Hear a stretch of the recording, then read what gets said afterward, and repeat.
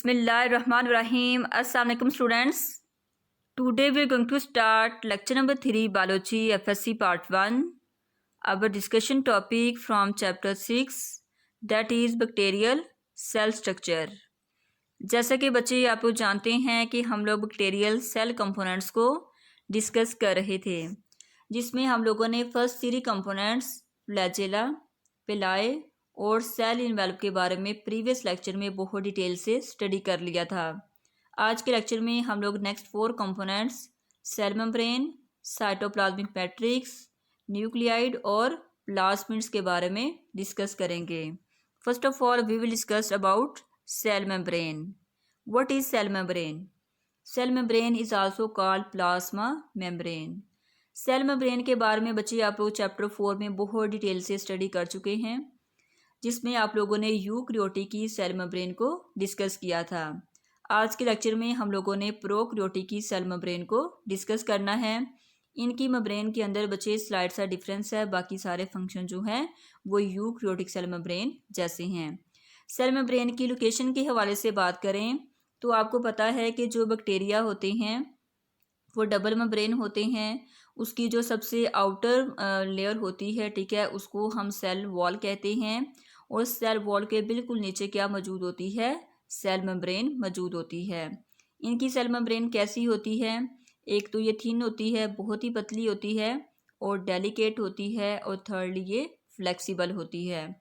अब ये डेलिकेट क्यों होती है? आपको पता है कि बच्चे जो यूकैरियोटिक सेल मेम्ब्रेन है, जिसके अंदर आप लोगों ने फ्लूइड मोज़ेक मॉडल के बारे में डिस्कस किया था कि फ्लूइड मोज़ेक मॉडल के अंदर कोलेस्ट्रोल होता है, और वो कोलेस्ट्रोल क्या होता है? एक्चुअली स्टीरोल्स होता है। वो सेल मेम्ब्रेन को एक तो फ्लेक्सिबल करता है, उसको रिजिडिटी प्रोवाइड करता है और स्टेबिलिटी प्रोवाइड करता है, ठीक है। लेकिन जो प्रोकैरियोटिक की सेल मेम्ब्रेन होती है उसके अंदर बच्चे ये स्टीरोल्स मीन कोलेस्ट्रोल एब्सेंट होता है, जिसकी वजह से इसकी मेम्ब्रेन एक तो डेलिकेट होती है और दूसरा ये थिन होती है। क्लियर? अब ये हमारे पास जो साइटोप्लाज्म होता है बैक्टीरिया के, जो इसका फ्लूइड पोर्शन होता है उसको इसने सराउंड किया होता है। साइटोप्लाज्म के बारे में आप लोग जानते हैं, क्योंकि आप लोगों ने चैप्टर 4 में इन ऑर्गेनल्स को, इन कंपोनेंट्स को बहुत अच्छे से डिस्कस कर लिया हुआ है।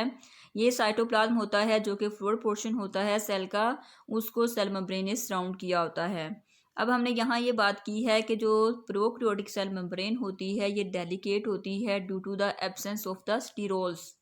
अब ये बच्चे इतनी डेलिकेट होती है कि अगर इसको थोड़ा बहुत भी अगर इसके ऊपर खराश आ जाती है या डैमेज हो जाते हैं तो इसकी वजह से ऑर्गेनिज्म की डेथ भी हो जाती है। क्लियर?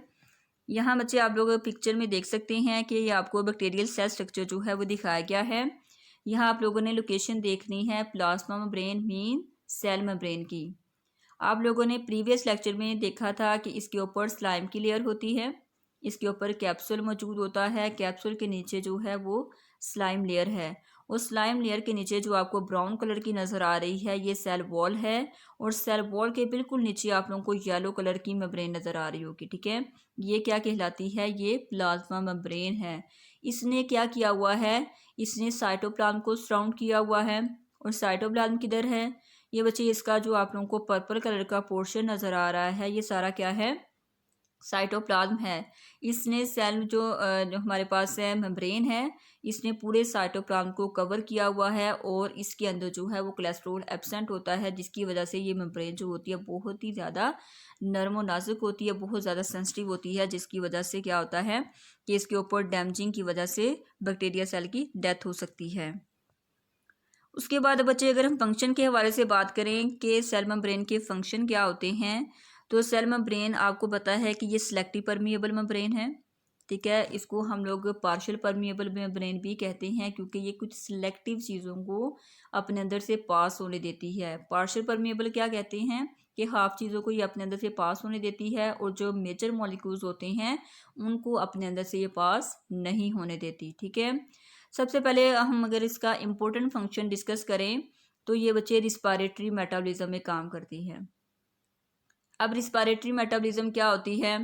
आपसे सिंपली पूछ लिया जाए कि रिस्पायरेशन क्या होती है, तो आप लोग बहुत सिंपल सा आंसर देंगे बच्चों कि ऑक्सीजन को अंदर लेके जाना और कार्बन डाइऑक्साइड को बाहर निकालने को हम रिस्पायरेशन कहते हैं। वो बच्चे रिस्पायरेशन होती है लेकिन एक्सटर्नल होती है, लेकिन जो इंटरनल रिस्पायरेशन होती है उसको हम रिस्पायरेटरी मेटाबॉलिज्म कहते हैं। इस रिस्पायरेशन के अंदर क्या होता है कि जो ऑर्गेनिक मॉलिक्यूल्स होते हैं उनको तोड़ दिया जाता है और तोड़ के सिंपल मॉलिक्यूल्स के अंदर कन्वर्ट करके एटीपी प्रोड्यूस करवाई जाती है ताकि सेल की एक्टिविटी के लिए उसको यूटिलाइज किया जा सके। अब चूंकि आपको पता है कि जो बैक्टीरियल सेल होते हैं उनके अंदर जो है वो माइटोकॉन्ड्रिया एब्सेंट होता है, और माइटोकॉन्ड्रिया का फंक्शन भी आप लोग जानते हैं कि mitochondria power house of the energy होता है, ये सेल को एनर्जी प्रोवाइड करता है। तो बैक्टीरिया के अंदर जब माइटोकॉन्ड्रिया नहीं होता तो वो एनर्जी कहाँ से लेते हैं, तो वो एनर्जी एक्चुअली लेते हैं सेल मेम्ब्रेन से। वो कैसे, कि जो सेल मेम्ब्रेन होती है बच्चे उसके ऊपर कुछ स्पेशल किस्म के एंजाइम्स होते हैं जो कि रिस्पायरेटरी मेटाबॉलिज्म में हेल्प करते हैं। उसके नतीजे में जो एनर्जी प्रोड्यूस होती है उसको बैक्टीरियल सेल की एक्टिविटी के लिए यूटिलाइज कर लिया जाता है। क्लियर। इसके अलावा ये रेगुलेट करती है ट्रांसपोर्ट ऑफ प्रोटीन्स। प्रोटीन्स के डिफरेंट चैनल्स बने होते हैं जहाँ से प्रोटीन को अंदर और बाहर लेके जाया जा सकता है। इसके अलावा न्यूट्रिएंट्स को ट्रांसपोर्ट करते हैं, शुगर मॉलिक्यूल्स को, इलेक्ट्रॉन्स और अदर मेटाबॉलाइट्स। ये इन सारी की ट्रांसपोर्ट को रेगुलेट कौन कर रही होती है, सेल मेम्ब्रेन कर रही होती है। उसके बाद बच्चे जो हमारे पास नेक्स्ट आ जाता है कंपोनेंट्स, वो है साइटोप्लाज्मिक मैट्रिक्स। अब साइटोप्लाज्म के बारे में आपको पता है कि जो फ्लूइड पोर्शन होता है सेल का उसको हम क्या बोलते हैं, साइटोप्लाज्म बोलते हैं। अब इसके लिए हमने बच्चे वर्ड इस्तेमाल किया है मैट्रिक्स। यहाँ हमने वर्ड जो है मैट्रिक्स क्यों इस्तेमाल किया है, क्योंकि आप लोगों ने बच्चे साइटोप्लाज्म के अंदर 2 सॉल्यूशन डिस्कस किए थे। कोलाइडल सॉल्यूशन डिस्कस किया था और आप लोगों ने 2 सॉल्यूशन जो है वो डिस्कस किए थे कि मतलब जो यूकैरियोटिक का सेल होता है उसके अंदर सोल और जेल दोनों होते हैं। ठीक है, उसका फ्लूइड लिक्विड पोर्शन भी होता है और सेमी सॉलिड भी होता है, लेकिन जो प्रोकैरियोटिक का साइटोप्लाज्म होता है वो जेल लाइक होता है। ये बात आप लोगों ने याद रखनी है कि प्रोकैरियोटिक साइटोप्लाज्म में और यूकैरियोटिक साइटोप्लाज्म में क्या डिफरेंस है। तो आप क्या बताएंगे कि जो यूकैरियोटिक होते हैं वो जेल और सोल दोनों होते हैं, लेकिन जो हमारे पास प्रोकैरियोटिक सेल होते हैं उनके अंदर जो साइटोप्लाज्म होता है वो जेल लाइक होता है, जिसकी वजह से हम इसको क्या बोलते हैं, साइटोप्लाज्मिक मैट्रिक्स बोलते हैं। Clear. The cytoplasm matrix is the substance present between the plasma membrane and the nuclide. अब हम इसके लोकेशन के हवाले से बात करें तो आपको पता है कि जो प्लाज्मा मेम्ब्रेन और न्यूक्लियाइड, यहाँ बच्चे हम लोगों ने वर्ड न्यूक्लियाइड का यूज़ किया है। ठीक है, इसको हम आगे जाकर डिस्कस करते हैं कि इसको हम लोगों ने न्यूक्लियाइड क्यों कहा है। ठीक है, तो न्यूक्लियाइड और प्लाज्मा मेम्ब्रेन के दरमियान में जितना भी पोर्शन है वो सारा क्या कहलाता है, साइटोप्लाज्मिक मैट्रिक्स कहलाता है। इसी वजह से बच्चे इसको मेजर पार्ट कहा जाता है प्रोटोप्लास्ट का। अब ये प्रोटोप्लास्ट क्या है, आप लोगों ने एक टर्म डिस्कस की थी चैप्टर 4 में, प्रोटोप्लाज्म। प्रोटोप्लाज्म क्या होता है कि जब हम लोग कम्बिनेशन करते हैं न्यूक्लियस का और साइटोप्लाज्म का तो उसको हम प्रोटोप्लाज्म कहते हैं। लेकिन उस प्रोटोप्लाज्म के अंदर जब हम सेल मेम्ब्रेन को ऐड कर लेते हैं तो उसको हम क्या बोलते हैं, प्रोटोप्लास्ट बोलते हैं। तो आपसे ये डिफरेंस पूछ लिया जाए कि difference between protoplast and protoplasm, तो आप क्या बता सकते हैं कि protoplast is the combination of plasma membrane, nucleus and cytoplasm, but protoplasm is the combination of nucleus and cytoplasm। ठीक है, तो ये जो साइटोप्लाज्मिक मैट्रिक्स है ये प्रोटोप्लास्ट का मेजर पोर्शन है as compared to the nucleus and plasma membrane. Clear. उसके बाद बच्चे जो हमारे पास आता है वो है साइटोप्लाज्मिक मैट्रिक्स जो होता है वो जेल लाइक होता है।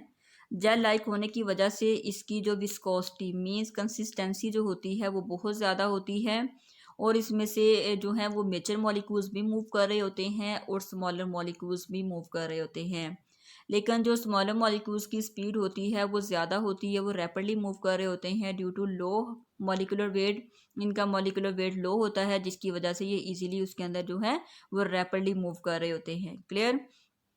इसके अलावा बच्चे इसके अंदर जो है वो मेम्ब्रेन बाउंड ऑर्गेनल्स आपको पता है एब्सेंट है। यही तो बच्चे मेन डिफरेंस है प्रोकैरियोटिक सेल का और यूकैरियोटिक सेल का।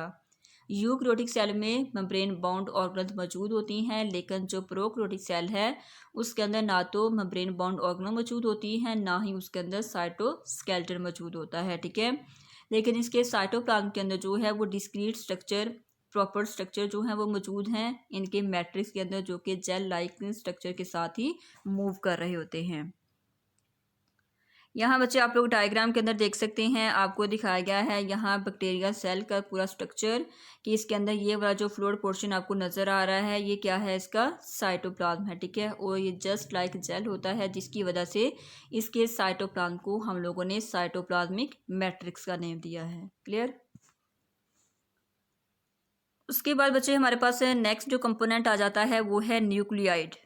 अब यहाँ आप लोगों ने बात याद रखनी है कि हम लोग एक न्यूक्लियस वर्ड इस्तेमाल कर रहे होते हैं और एक न्यूक्लियाइड कर रहे होते हैं।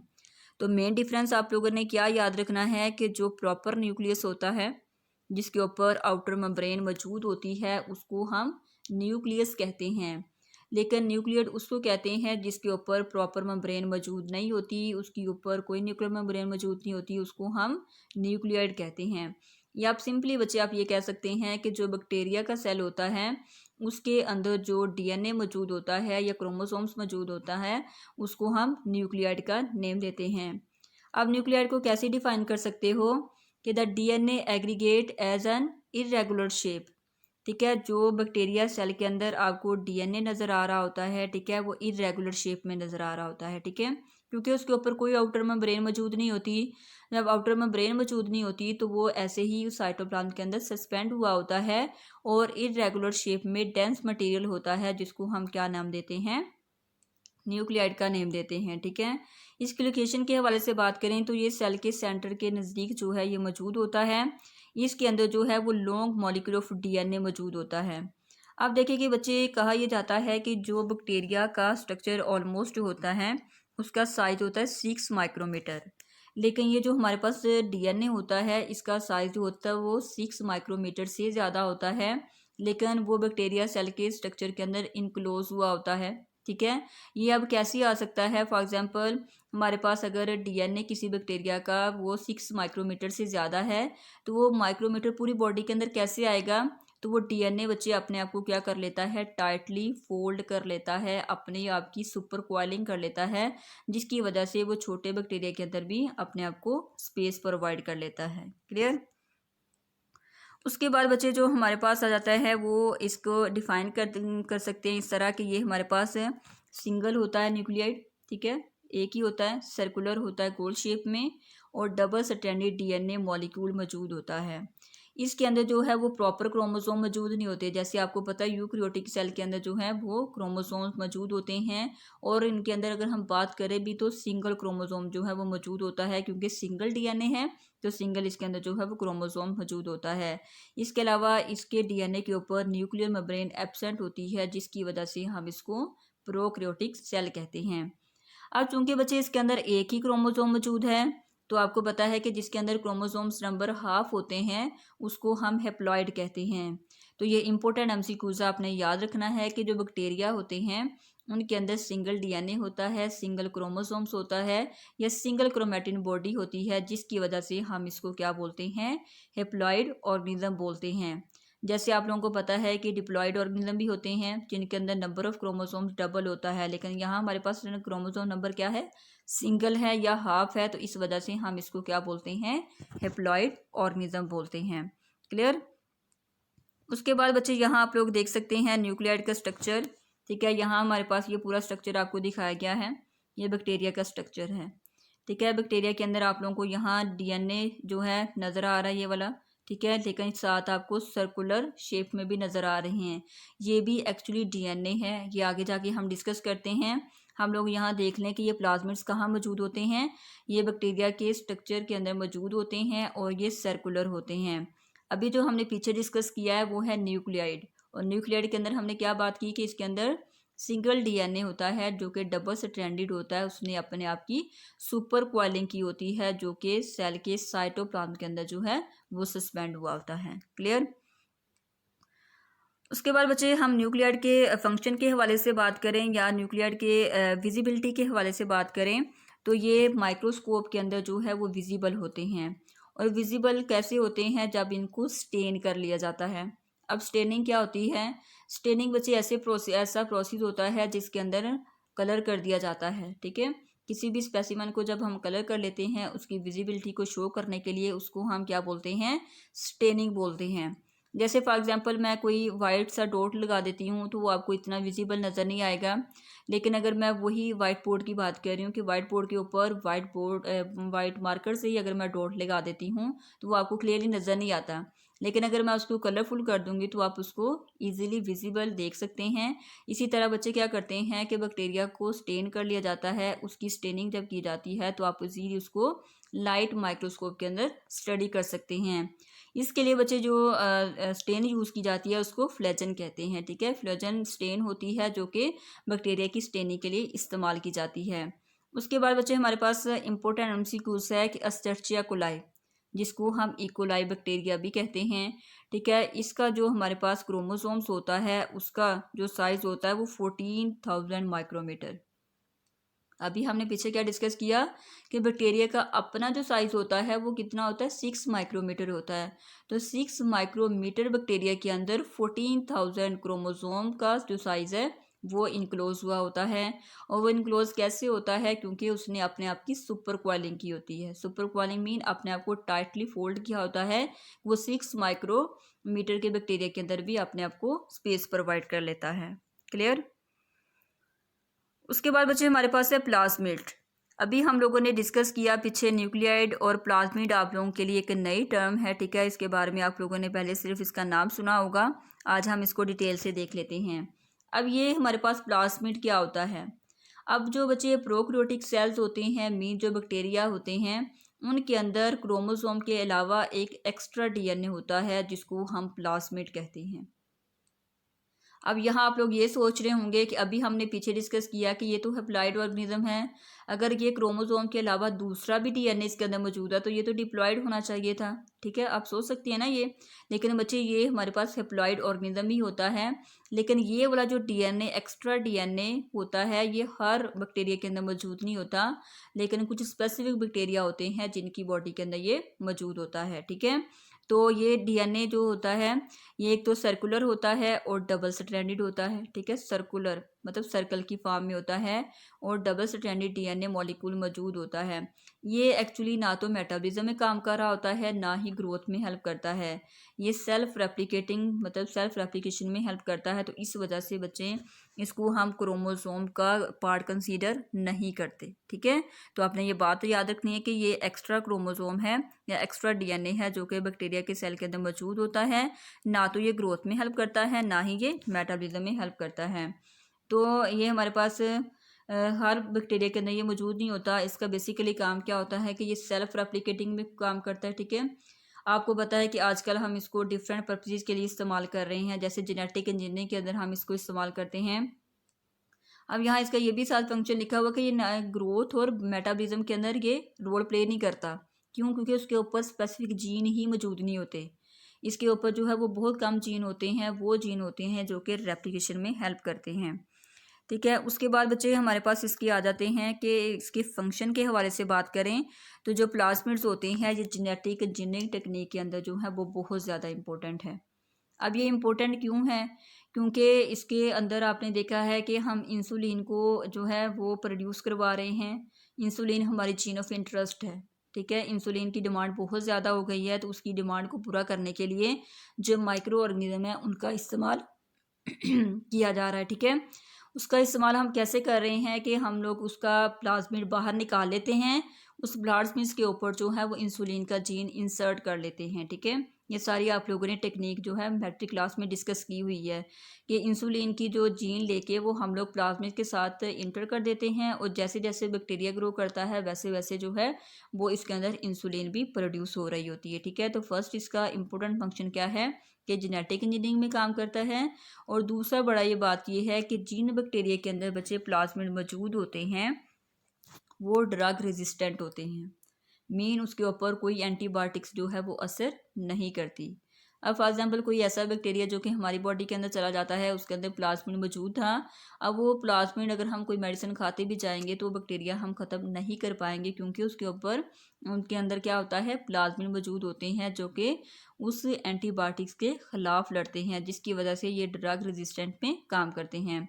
दूसरा ये बात है कि कोई हैवी मेटल इनको कोई नुकसान नहीं दे सकती, वो भी क्या करते हैं, प्लाज्मिन उसके खिलाफ लड़ते हैं। तीसरी बड़ी बात ये है कि ये बैक्टीरिया भी आपको पता बीमार हो जाते हैं, बैक्टीरिया के ऊपर भी अटैक होता है। जैसे आप लोगों ने चैप्टर 5 के अंदर पढ़ा बैक्टीरियोफेज।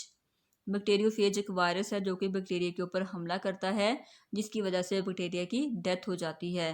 तो जिन बैक्टीरिया के अंदर ये प्लाज्मिन मौजूद होते हैं वो अपने आप को जो है वो डिजीज़ अपने अंदर कॉज नहीं होने देते, वो उसके खिलाफ जो है वो एज अ इम्यून सिस्टम के तौर पर काम करते हैं। ठीक है, इसके अलावा कोई इंसेक्ट रेजिस्टेंस जीन आ जाए इनके ऊपर, ठीक है, इंसेक्ट का अटैक हो जाए, तो तब भी बैक्टीरिया जो है उसके खिलाफ जो है वो इम्यूनिटी कॉज करते हैं, उसके खिलाफ रेजिस्टेंस कॉज करते हैं, ताकि वो उनको नुकसान ना पहुंचा सकें। क्लियर? ये था बच्चे आज का लेक्चर। होप्स तो आपको समझ आ गया होगा। आज हम लोगों ने 4 कंपोनेंट्स जो हैं वो डिस्कस किए हैं। ये सारे बच्चे वही कंपोनेंट्स हैं जो हम लोगों ने चैप्टर 4 में डिस्कस किए हैं। ठीक है, थोड़ा स्लाइड सा डिफरेंस है, आप लोगों ने इसमें से शॉर्ट क्वेश्चन भी बनाने हैं और जो आप लोगों को विंटर वेकेशन का काम मिला हुआ है वो आपने राइट भी करना है। ठीक है, ओके बच्चों, अल्लाह हाफिज़, थैंक यू सो मच।